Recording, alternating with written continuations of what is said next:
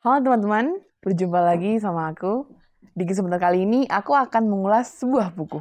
Kali ini, aku akan mengulas novel yang berjudul 25 Jam. Hah? Kenapa 25 jam? Perasaan sehari cuma 24 jam?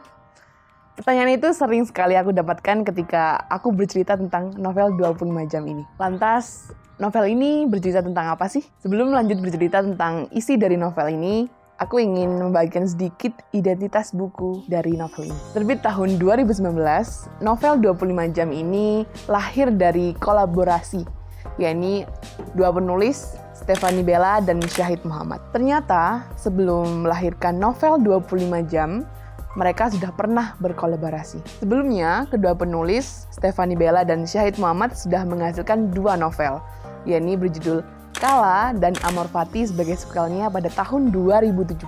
Sampai saat ini, Stephanie Bella dan Syahid Muhammad masih aktif di dunia kepenulisan. Stephanie Bella sendiri sudah menulis sekitar 12 buku dan Syahid Muhammad sudah menulis sekitar 10 buku. Novel 25 jam bercerita tentang dua orang tokoh utama, yakni Abimana dan Azalea.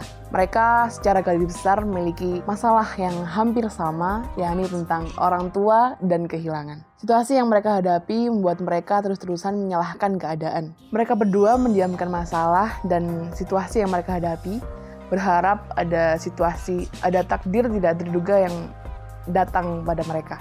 Tokoh Abimana dengan kisah yang masih saja memutari masa lalu, istilahnya gagal move on. Belum lagi konflik bersama ayahnya.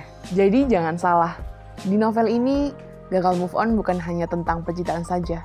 Ada permasalahan di masa lalu yang membuat Abimana masih terjebak di dalamnya. Akibatnya, tiap kali bertemu dengan ayahnya, dia selalu saja bertengkar. Lalu ada kisah dari tokoh Azalea yang mungkin sering sekali kalian temui. Azalea digambarkan sebagai tokoh yang memiliki keberanian dan percaya diri akan mimpinya. Namun memiliki kakak yang sangat patuh terhadap orang tuanya. Hal itu menjadi sebuah kesedihan tersendiri bagi Azalea. Selalu saja dibanding-bandingkan dan dianggap kurang oleh sang ibu. Diam sudah tidak bisa menyelesaikan masalah, maka pelarian perlu dilakukan.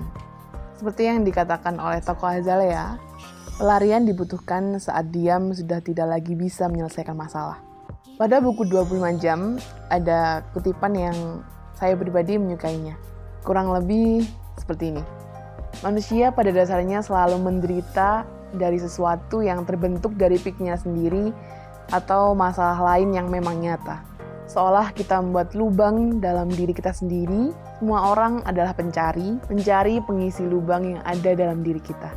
Ya, seringkali manusia menderita karena pikirannya sendiri, membuat luka sendiri, dan melakukan penyembuhan seorang diri pula. Manusia sering melakukannya tanpa sadar, sebab terlalu banyak suara di kepala dan berujung menjadi sebuah luka. Novel ini mengajarkan kita untuk mengesampingkan ego, mengenali isi kepala, dan memaafkan. Memang tidak mudah ya, apalagi cuma bilang saja. Tapi Azalea dan Abimana bisa menjadi kawan kita. Novel ini banyak melibatkan konflik-konflik mengenai batin tokoh Abimana dan Azalea, terutama konflik batin mengenai kecemasan.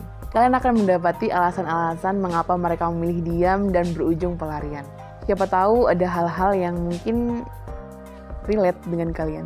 25 jam tentang perkenalan, 25 jam tentang kebersamaan, 25 jam yang mampu berikan keberanian, 25 jam yang membawa perubahan. Tentang pelarian, keberanian, kejujuran, keegoisan, dan kawan-kawannya. Tentang luka-luka yang sering kali kita dapati dari orang di sekitar kita.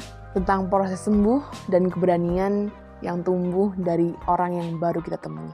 Katanya, titik temu dari dua arah yang marah adalah berserah. Itu dia teman-teman sedikit ulasan dari aku mengenai novel 25 jam. Kalian yang ingin berkenalan dengan Abimana dan Azalea, ingin tahu bagaimana mereka menyelesaikan pelariannya, bagaimana mereka menyembuhkan lukanya, mari baca 25 jam. Selamat membaca, selamat berkelana. Terima kasih.